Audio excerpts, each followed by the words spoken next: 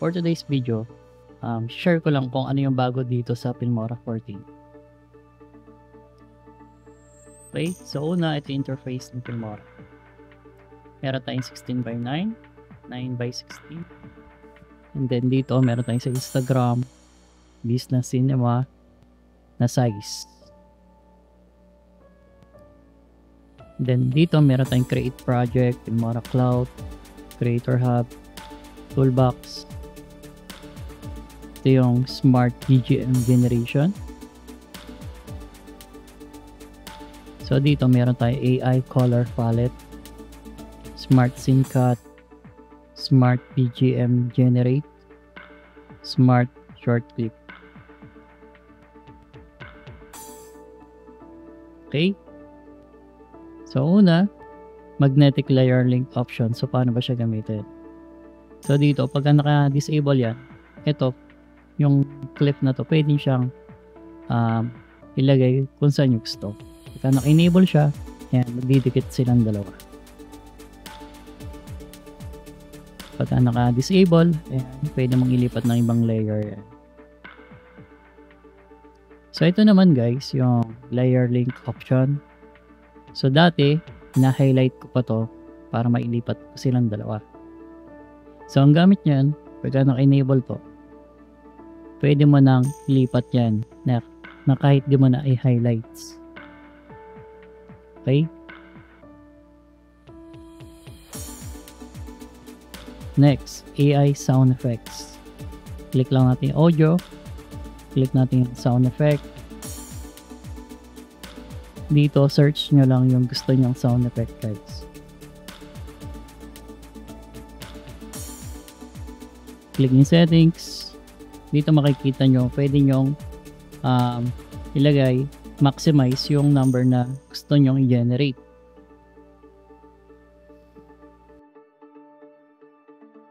Sound effect duration, up to 30 seconds. And then click natin generate. So wait lang natin hanggang sa matapos.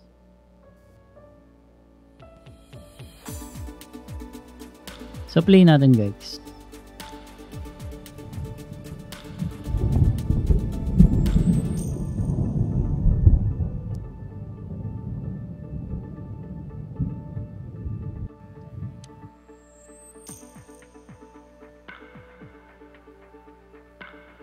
Next, AI Video Enhancer.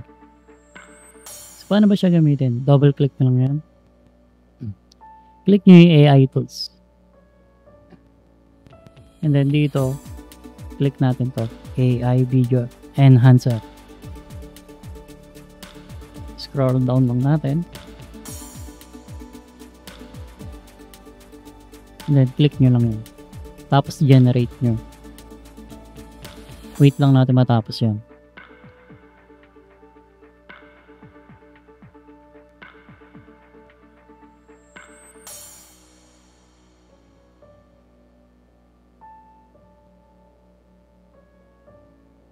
Click OK, then play natin. And guys, kung mapapansin nyo, luminaw yung video na in-enhance natin. So mas malinaw na siya ngayon.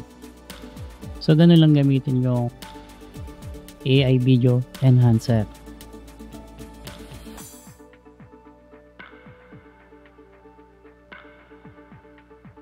Next, AI Video Denoise. So, paano ba siya gamitin? So, ganun lang din. Punta kayo dito guys. Click nyo lang yan. Click nyo lang to guys. Enable nyo lang. Then, click OK. Wait lang natin mag-process yung video.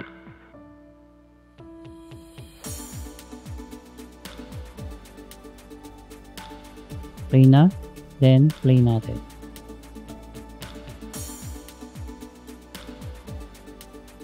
So, kung mapapansin nyo, mas naging malinaw siya, wala na siyang noise. So, ganun lang siya gamitin guys.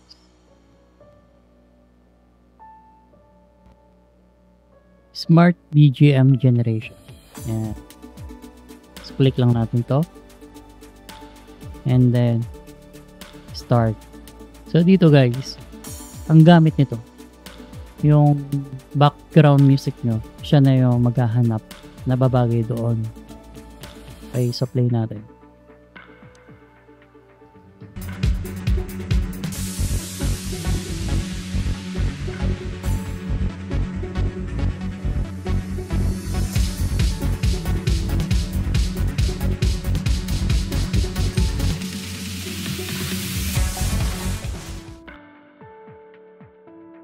AI voice enhancer sa Filmora 14.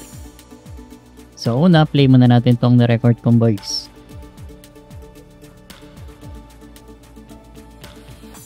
Hello guys, for today's video, tuturo ko naman kung paano gamitin tong Filmora 14 at yung mga bagong features niya. Okay? Ngayon, enhance natin siya gamit tong AI, no? Okay, so double click lang natin siya. Ito yun guys, so on nyo lang siya. And then, okay. Ngayon, play natin. Hello guys, for today's video, tuturo ko naman kung paano gamitin tong Filmora 14 at yung mga bagong features niya. Okay? Next, mosaic effects. So, paano ba siya gamitin? So, una, click natin tong effects. Search natin to yung mosaic. And then click natin yung body effects. Dito hanapin natin yung face mosaic. Then piliin natin dito yung AI Classic Mosaic. Ayan. So napansin nyo nag-blurred silang lahat. Ayan yung gamit ng AI Classic Mosaic. So dito pwede kayo mag-customize. For example, ayan. Yung iba, hindi natin i-blurred. Pansin nyo, naging sharp siya ulit. Okay? So, dito, sa invert, kung enable mo yan, yung isa yung magiging sharp, yung iba, blurred. Okay?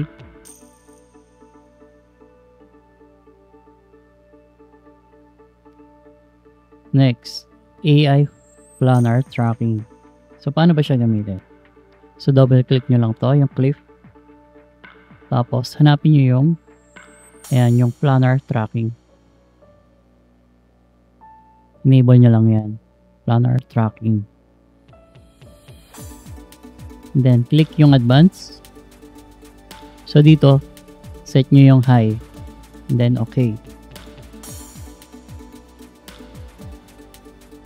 Ngayon guys, ito, kung mapapansin nyo, kailangan itapat nyo yung size doon sa may TV. Sakto lang dapat. Ayan.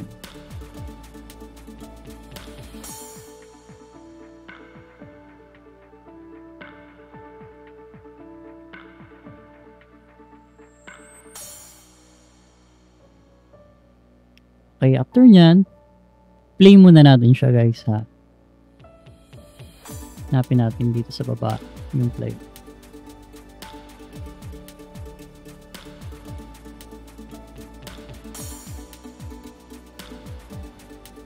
Okay, after nito, import natin dito yung ni-record kong video.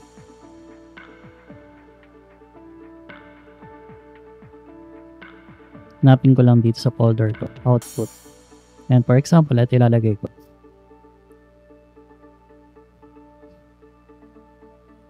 And kung napansin nyo, nagbago diba? Yung nasa TV. So, ganun lang siya gamitin, guys.